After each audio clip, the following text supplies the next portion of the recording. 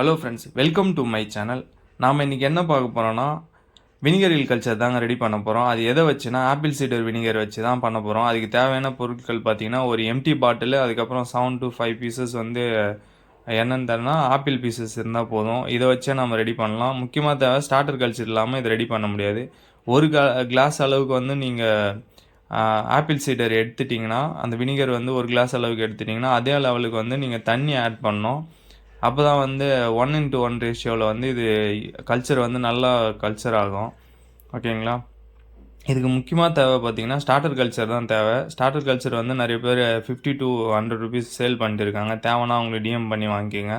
அவ்வளோதாங்க. இதுக்கப்புறம் என்னென்னு பார்த்தீங்கன்னா, இதில் நம்ம கட் பண்ணி வச்சுருந்தா ஆப்பிள் பீசஸ் போட்டுடலாம். இது என்ன ஊற்றுறேன்னு பார்த்தீங்கன்னா, இதுதாங்க ஸ்டார்டர் கல்ச்சரு.